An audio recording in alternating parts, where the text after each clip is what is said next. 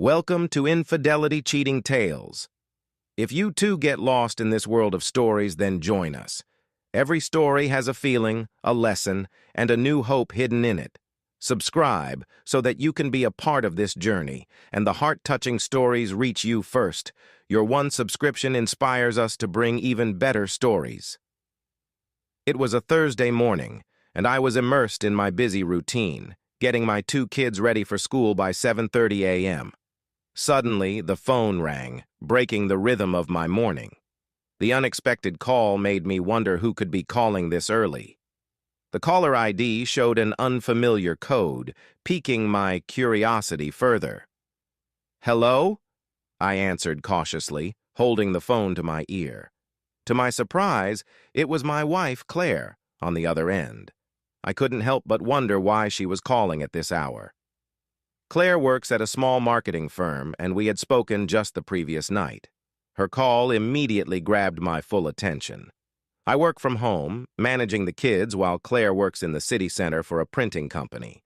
Despite our differing schedules, we had found a rhythm that worked for us, living a comfortable life. We owned a 4-bedroom suburban house with a swimming pool and had a large circle of friends. Claire told me that the previous night, while she was in the hotel lobby to grab a newspaper, her purse had been stolen. She said, "Please cancel our credit cards immediately and request replacements. I've already informed my boss, Joey, and he's arranging for overnight delivery of new American Express cards. I'll be able to pick them up tomorrow morning. He's also transferring some money to help out." I replied, "You're usually so careful with your belongings. Can you tell me what happened?" She sounded regretful as she explained, "I got a little distracted and left my purse on the cashier's counter while I went to grab some reading material. When I came back, it was gone." The cashier said she was busy with another customer and didn't notice anything unusual. My driver's license was in the purse too. The hotel staff checked nearby trash bins, but they didn't find anything. I may have to rely on taxis for today's meeting. I reassured her, "Don't worry, I'll handle the credit cards right away." Claire added, "Luckily, I still have some cash on hand, so we should be okay for now. I hope we won't have to deal with any additional expenses." After ending the call, I promptly canceled the credit cards, ensuring no unauthorized charges were made. However, Claire's driver's license and other non-credit items in the wallet were still missing. I set aside my concerns and got back to our usual routine. A few weeks later, I received a statement for Claire's Fidelity account. This account was tied to the inheritance she received after the tragic loss of her parents. I had always respected her privacy regarding this account. However, while looking for our home insurance policy, I came across a folder containing monthly statements for her personal account. I recalled that the inheritance she received after her parents' passing amounted to around $350,000. To my surprise and delight, the balance had grown to over $400,000. This unexpected growth brought a mix of amazement and relief.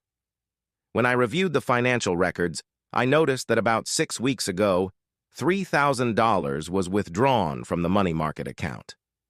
My curiosity piqued as I wondered how and where this amount was used. The intrigue pushed me to dig deeper into the account details, and I was surprised to discover that a significant check had been written to a local jewelry store. This happened around the same time she mentioned her purse being stolen. Now my mind raced with questions about what she might have purchased. What puzzled me even more was that she never mentioned this to me. Nor had I overheard her talking about buying jewelry for anyone else. She has a brother, but I couldn't understand why he would need such an expensive gift. These unanswered questions compelled me to think further. I looked up the jewelry store's website and noted down their contact number. By now, I had decided to call the store for more information. Picking up the phone, I dialed their number. A woman answered and introduced herself as a store representative. I provided my name and referenced the transaction in question, explaining that we were facing an issue with the purchase and wanted to inquire if their store had any warranty policy. She pulled up the transaction details on her system and asked about the nature of the problem. Her question made me pause momentarily as I wondered what kind of jewelry had been purchased. She then elaborated, "Oh yes, I remember this transaction." The customer seemed quite distressed. She mentioned that her wedding and engagement rings had been stolen. She wanted to replace them, so we worked hard to find suitable options for her. She initially used our company credit card and later sent a check to settle the balance. Her explanation stunned me for a moment. She had never told me that her wedding and engagement rings had been stolen. All she mentioned was that her purse had been taken. I told the woman on the phone that I needed to discuss this matter with my wife and would get back to her. She agreed, though she seemed slightly surprised. After ending the call, my mind was overwhelmed with thoughts. It became evident that the rings must have been in her purse when it was stolen. But why did she carry them with her? If she wasn't trying to hide her marital status, what could be the reason? Was she perhaps trying to appear single in certain social or professional situations? This line of thought led me to even deeper concerns. Could it be that she had considered having an extramarital affair? The very idea sent a wave of unease through me. We've been married for 11 years and have 2 wonderful children, Jeremy, aged 6, and Melissa, aged 4. I had always believed our marriage was strong and flawless. Our personal life felt fulfilling, at least to me. But now I began questioning whether I had misunderstood things all along. She travels to other cities once a month for 2 or 3 nights at a time.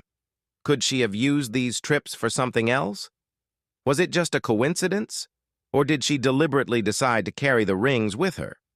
Given how upset she seemed, she had chosen replacements that closely resembled the originals. But why hadn't she told me about it? Was she trying to avoid misleading someone else? Or was it something entirely different? These thoughts spiraled in my mind, creating an endless stream of questions. The perception I had of our marriage, our family, and our life together was beginning to crack. I bought those rings with my modest income to avoid unnecessary expenses and to build something meaningful. Although the replicas weren't overly expensive, they held sentimental value. She could have reported the loss to the insurance company, but perhaps I would have known if her purse had actually been stolen at the hotel. She should have reported it. I couldn't help but wonder what she claimed about my disappearance. I decided to figure it out, so I found the hotel's contact number and called them. I asked if there were any records related to my wife's reported theft. Surprisingly, they confirmed having a written report of the incident. I requested a copy to be faxed to me, and I received it promptly. The report was prepared and signed by Claire herself. In her statement, Claire mentioned that her purse was stolen while she was dancing in the hall. She had left her purse at the booth where she had been sitting, and upon returning, it was notably missing. The report also highlighted her hesitation to involve the police. This information consumed my thoughts. I was overwhelmed by the implications of what I had uncovered. She had not only deceived me by hiding the truth about the stolen rings, but also by fabricating a story about the theft at the shop. While there could be an alternative explanation, my mind couldn't settle on anything else. The troubling thoughts circling in my head made it clear that I needed to understand the significance of losing those rings. Otherwise, they would constantly occupy my mind and drive me to madness. One thing was becoming increasingly clear. The rings had been in her purse when she was dancing. Several weeks had passed since the incident, and she was about to leave for another trip in a few days. I realized I needed to gather more details about her upcoming itinerary. I wanted to understand her usual activities outside our home in the evenings. If she was involved with other men, perhaps losing the ring served as a warning to reevaluate her behavior. I knew that discovering her infidelity would spell the end of our marriage. However, I dreaded the thought of how this would affect our children. She was undoubtedly a great mother, but I couldn't imagine the kids being under her care, especially with her frequent business trips. My mind raced, eagerly searching for any possible clues that could shed light on her loyalty. What other information might indicate her actions during her trips? Did she engage in unsafe encounters, or did she insist on using contraceptives? I assumed she would choose safety to avoid the risk of bringing an infection home or the possibility of an unwanted pregnancy. After all, I had undergone a vasectomy after the birth of our second child, making it impossible for her to conceive. She couldn't rely on the men she was involved with for protection, so she would have to have her own supply. The question was, where did she keep them? It was unlikely she stored them at home or in her car, so the office seemed like the most probable place. Perhaps she took them with her on business trips. I knew she carried a large briefcase with her workplace essentials, laptop, and presentation materials, which she usually kept at her office. However, if she had an early morning flight, she would bring it home the night before to pack it for the airport. This detail was crucial. I needed to find an opportunity to search her briefcase before her departure. I deliberately chose to remain calm and show no signs that something was amiss. When the kids returned from school, I was busy with various tasks, leaving me little time to dwell on my suspicions. However, the ghost of her potential infidelity lingered in my mind. When Claire returned from work, I was somewhat disoriented while preparing dinner. During the meal, I accidentally spilled a bowl of beans, creating a mess on the floor. This led to a chaotic situation as I cleaned up and managed the kids' activities, leaving me appearing a bit flustered. Thankfully, by the time the commotion settled, she hadn't noticed any unusual behavior from me, and everything was cleaned up. I greeted her with a kiss on the cheek, and we sat down at the table, as we usually did, to enjoy dinner and engage in our usual conversations. Given our normal routine, I didn't expect her to grow suspicious about her upcoming trip. "So, you're heading out on another trip in a few days?" I asked. "Yes," she replied with little enthusiasm. "It's the same old routine. I'm not looking forward to it." My curiosity pushed me to dig deeper. "If you don't enjoy it, have you thought about applying for a different role? You've been with the company for quite some time, and you have a good understanding of its operations. I think you'd be suitable for almost any position," I said. She mentioned her desire to gain more experience before transitioning to a desk job. I gently appealed to her sense of responsibility, bringing up the kids. "I really miss you when you're not home," I added, hoping to spark some guilt. "I know, I'm sorry," she replied sympathetically. "I miss you all too." Seeking more details, I continued. "So, where exactly are you going this time?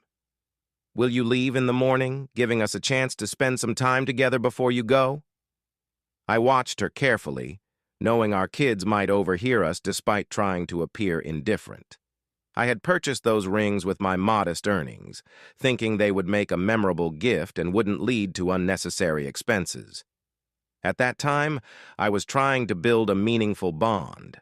However, the replicas weren't very expensive. She could have reported the theft to the insurance company.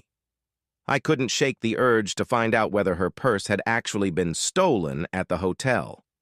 Determined to uncover the truth, I contacted the hotel. When I inquired about my wife's reported theft, they confirmed they had a record of the incident. I requested a copy of the report to be faxed to me, and I received it shortly after. The report, filed and signed by Claire herself, stated that her purse had been stolen while she was dancing in the hall. She mentioned leaving the purse at the booth where she had been seated, and upon returning, it was noticeably missing. She had also expressed her reluctance to involve the police. As I processed this information, numerous questions began swirling in my mind.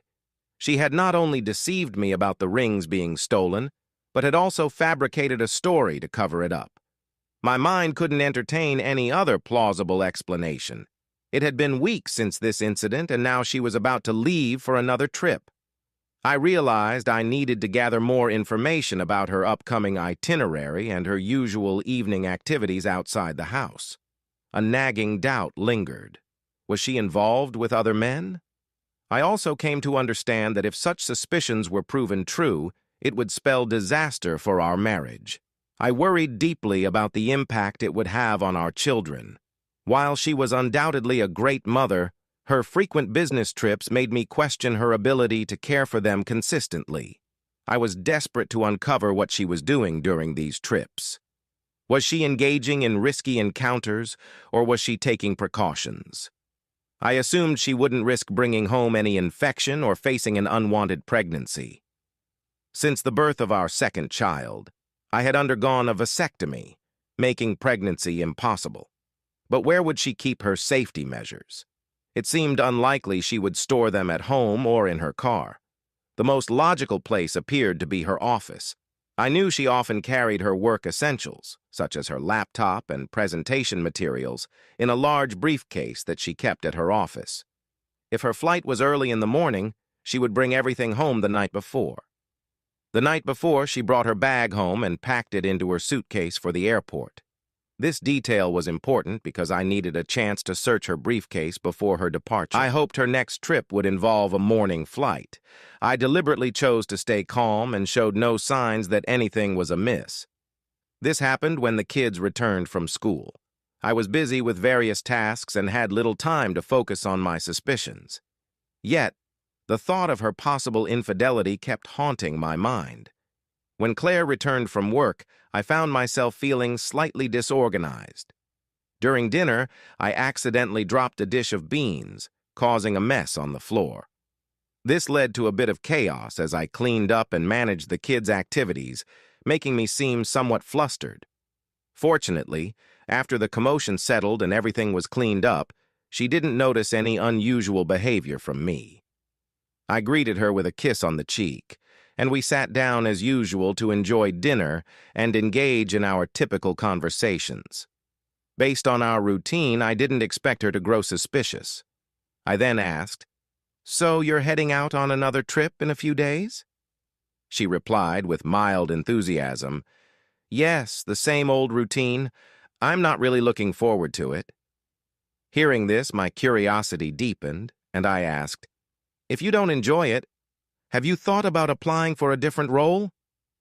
You've been with the company for a long time and have a solid understanding of its operations. I think you could excel in almost any position."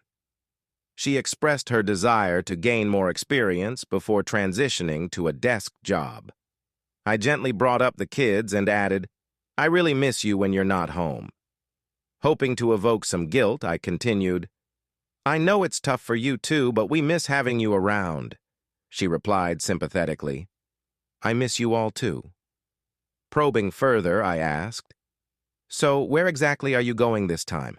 Will you be leaving in the morning? It would be nice to spend some time together before you go." I carefully observed her response, aware that the kids might be overhearing our conversation despite appearing occupied. My anxiety grew as I felt a knot in my stomach, making it difficult to eat.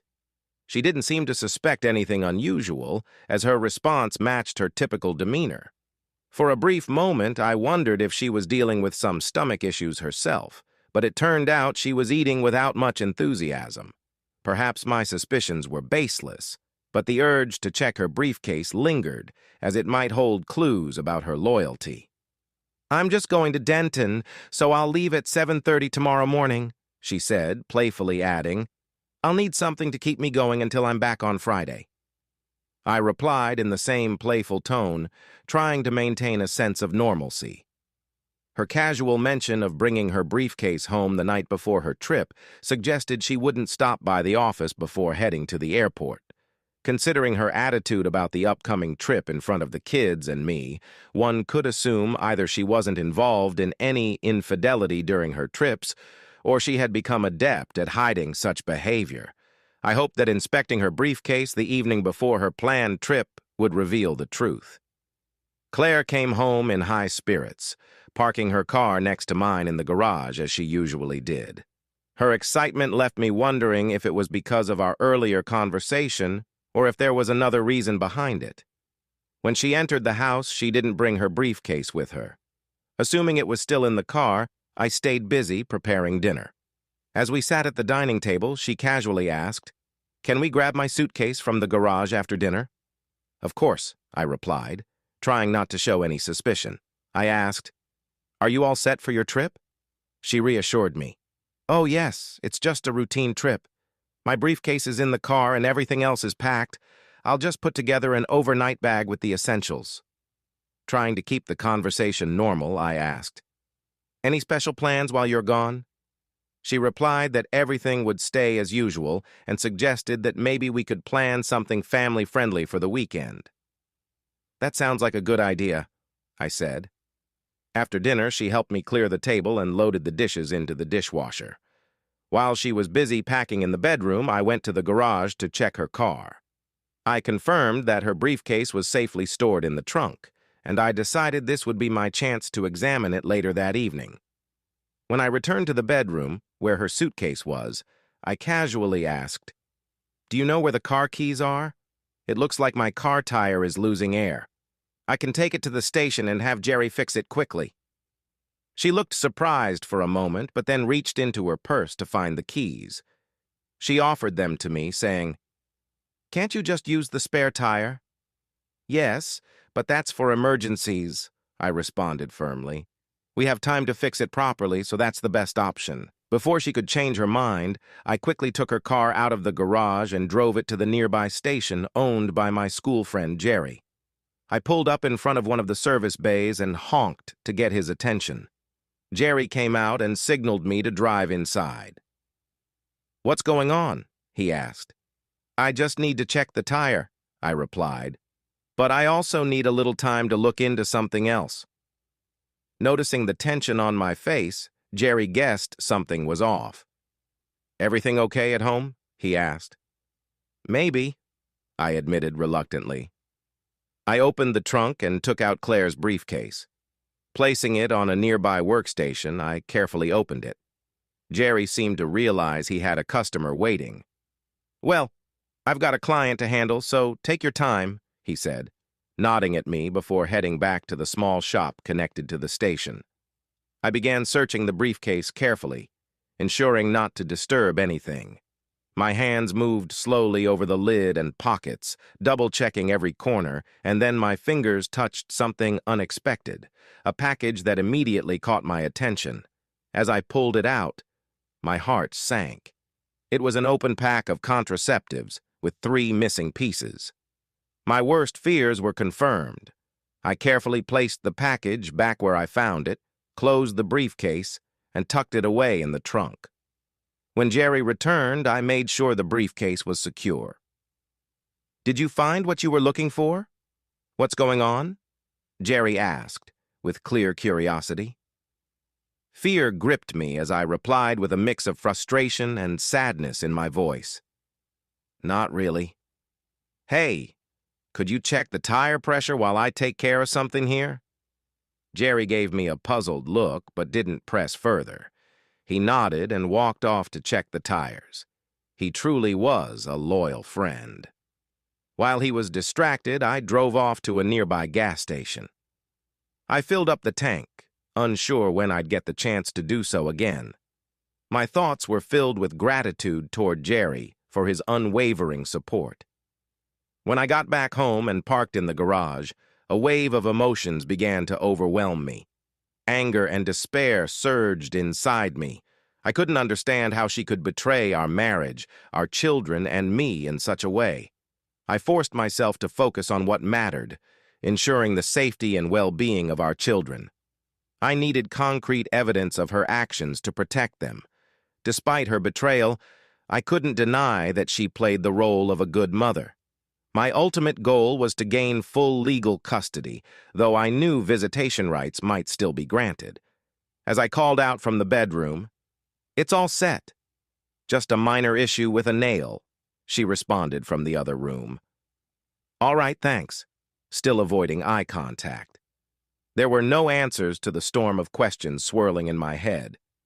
Looking for some calm, I went to the kitchen, grabbed a beer, and joined the kids in the family room. They were engrossed in their show.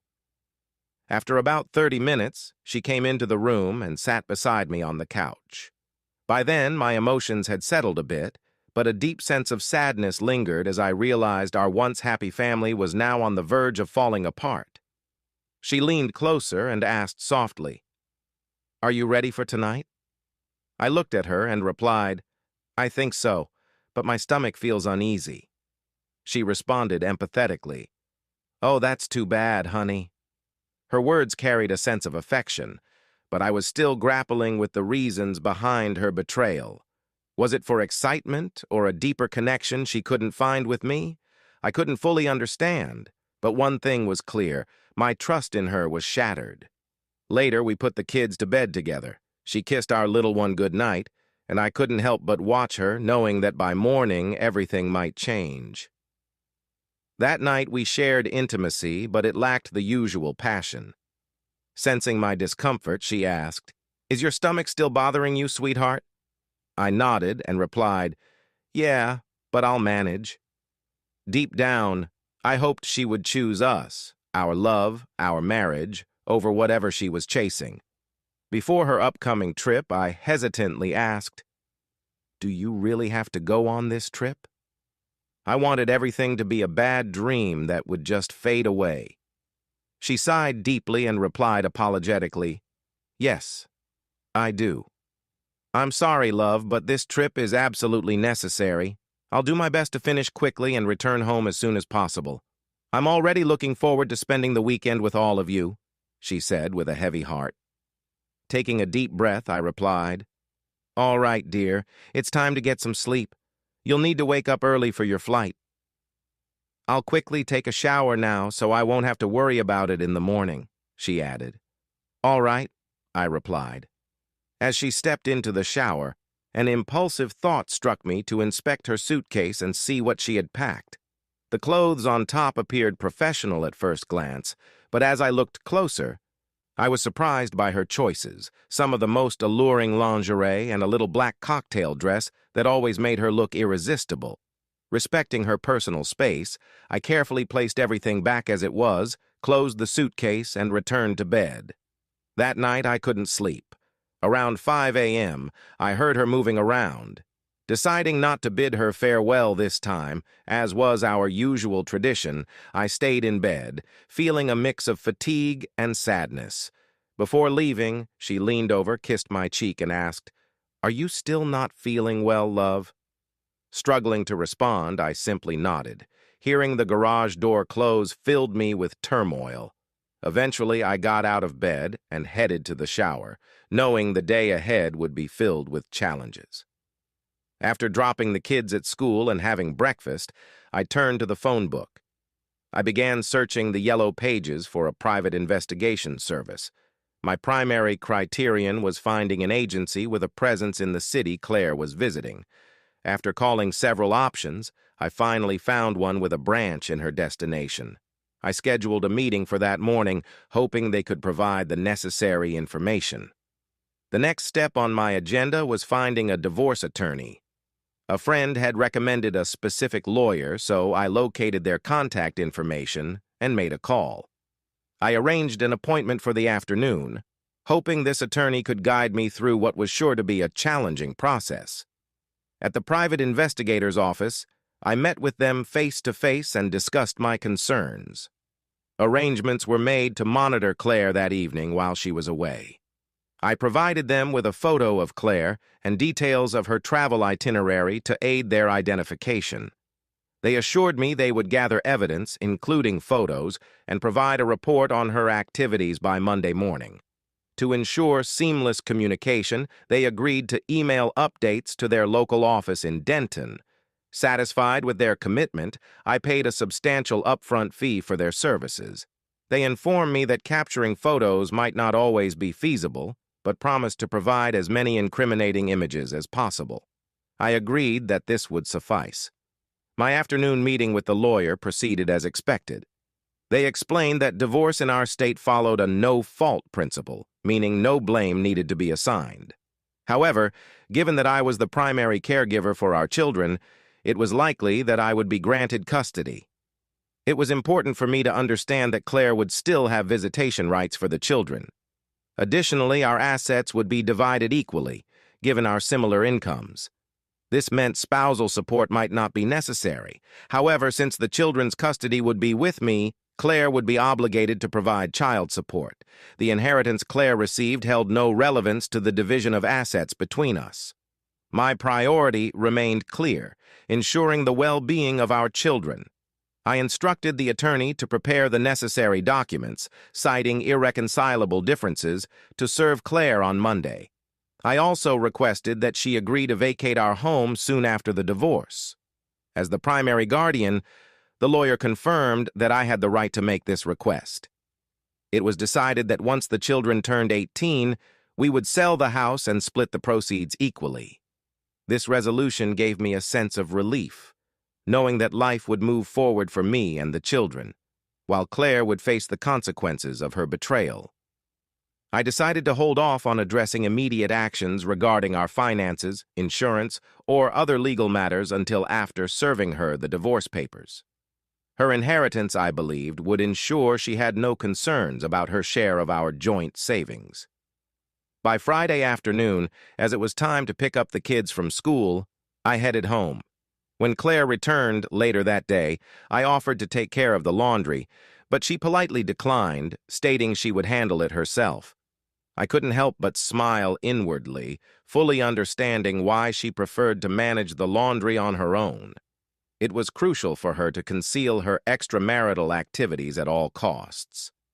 Later that night, as we lay in bed, Claire expressed concern about my ongoing stomach issues and suggested I see a doctor, as the problem had persisted for quite some time. I jokingly told her that I planned to try a new medication recommended by a friend, hoping it would resolve the issue soon. With a glimmer of optimism, she hugged me tightly, whispering that she missed me deeply. Monday morning arrived, and once the kids were off to school and Claire had left for work, I received a call from the private investigation agency informing me that they had a report ready. I told them I'd be there shortly. Within 30 minutes, I was seated with the office manager reviewing the details. The manager informed me that a report with accompanying photographs had been faxed earlier that morning from their Denton office. Although they hadn't had time to fully review it, a quick scan and a glance at the photos suggested highly incriminating evidence. I took a copy of the report and began reading. The subject was identified as Claire Barton. According to the report, surveillance began at 5:17 p.m. on Wednesday, June 16th, in the lobby of the Denton Marriott Hotel. Her identity was confirmed by comparing her to a photo provided by their office. The report detailed that she was wearing her company badge, further verifying her identity. The report meticulously recorded her activities, noting that she entered an elevator with a briefcase and was accompanied by a staff member. At 5:23 p.m., her arrival at room 414 was confirmed. The report emphasized that she was alone at that time. Additionally, the report included a photograph labeled Exhibit 1A, showing her dressed professionally as she entered the room. The image clearly showed her wearing her wedding rings. It was evident that the photo had been discreetly taken using a mobile phone. The report further stated that agents rented a room across from hers at 6:31 p.m. to continue monitoring her activities. They received a signal indicating that the subject had exited her room and was heading towards the elevator at precisely 6:32 p.m. Moments later, she emerged from the elevator and entered the lobby. According to the report, she was dressed as described in Exhibit 1B. Upon reviewing Exhibit 1B, it was clear that Claire was wearing a short black cocktail dress paired with high heels. She also wore a necklace I had given her for our 10th anniversary celebration. However, what stood out the most was the absence of her wedding rings on her left hand, a detail made glaringly obvious in the photograph. The report mentioned that shortly after, a staff member had rented a room across from hers at 6:32 p.m. The subject exited the elevator and entered the lobby, as stated in the report, dressed as described in Exhibit 1B. It became evident upon examining Exhibit 1B that Claire had donned a short black cocktail dress with heels and was accessorized with the same necklace I had gifted her. The glaring absence of her wedding rings was undeniable in the photos. Another photo, labeled Exhibit 1D, depicted Claire seated in a booth alongside a well-dressed man. They appeared to be engaged in an embrace and shared a passionate kiss. The intensity of their connection was undeniable, particularly in a photo time-stamped at 8:51 p.m. The report detailed how the pair exited the restaurant, took the elevator, and ascended to Claire's floor. Another photo, labeled Exhibit 1E, captured the moment Claire and the man entered her room, specifically room 414. In this image, Claire appeared slightly intoxicated but undeniably pleased. The evening's events culminated at 11:13 p.m. when the man exited Claire's room and left the building. The report included a license plate number linked to a vehicle registered to Alexander B. Tate, residing at 1424 Elia Drive in Denton. Notably, Alexander B. Tate was married with 2 young children. As I delved deeper into the details of the report, it became apparent that Claire had repeated her actions the following evening with another individual. The report bore the signature of an investigator from Denton, solidifying its authenticity. This revelation filled me with profound disappointment and anger. It was clear that my wife was leading an unethical life whenever she was away from home. Her actions were a betrayal far beyond my worst fears. Even the fact that Claire had removed her wedding rings symbolized her disregard for our marriage. After settling the bill with the private investigator, I ensured to secure 2 additional copies of the report, which were also recorded on a CD for safekeeping. I wasted no time and immediately contacted my divorce attorney. I inquired about the status of the divorce papers, and the attorney confirmed they were ready. Without hesitation, I instructed them to initiate the filing process and specifically requested that the papers be served to her publicly at her workplace. The attorney assured me this could be arranged and asked for her workplace address, which I promptly provided. My intent was crystal clear. By having her served at work, I aimed to make a statement, not just to satisfy my sense of justice, but to ensure she faced the repercussions of her actions. For me, there was no love left between us anymore. Claire seemed to sense something, perhaps suspecting that I had discovered something troubling. Yet, she refrained from directly addressing her concerns, instead expressing hope for my quick recovery. Interestingly, she appeared somewhat reserved, but I chose not to comment and simply ignored it. The next morning, after a restless night, I woke up early and immersed myself in work on the computer. I continued until I heard the kids waking up and then headed to the kitchen to prepare breakfast. When Claire left for work, she came to give me a hug and a kiss, but I responded with a half-hearted embrace, encouraging her to leave quickly. I wondered if she sensed what awaited her. As I closed the door behind her, I saw tears welling in her eyes as she whispered, "I love you." After she left, a wave of sadness washed over me, and I felt the urge to cry. Still, the children needed my attention, and I had to get them ready for the school bus. At around 10:45 a.m., the phone rang, interrupting our morning routine. Claire's workplace appeared on the caller ID. Without saying a word, I answered the call and paused, waiting for the caller to speak. After a moment of hesitation, Claire's trembling voice broke the silence as she whispered, "I'm sorry." The line went quiet again, and so did I. Claire didn't return home that evening, and I couldn't help but wonder if she continued her deceitful game, indifferent to her husband. While I knew my anger was justified, I also questioned if I had been overly harsh with her. The kids were disappointed by her absence, wondering where she was to lift their spirits. I decided to cheer them up by taking them out for dinner at a nearby cafe. After dinner, we returned home, and the kids, exhausted, went straight to bed. Later that evening, Claire called with a request. "Darling, can I come home to pack my things? Can we talk first?" A wave of guilt stirred within me, but soon dissipated. I calmly replied, "Why don't you come between 9 a.m. and noon? The kids and I won't be here, so we won't disturb you." Continuing, I made it clear, "I'll speak with you only after you've signed the papers at my lawyer's office. Once you've returned the notarized divorce documents, we can discuss whatever you want." There was a soft sobbing sound on the line before Claire finally agreed. A few months later, After the divorce papers were signed, our marriage officially ended. During this time, it was revealed that Claire had become pregnant during her affair.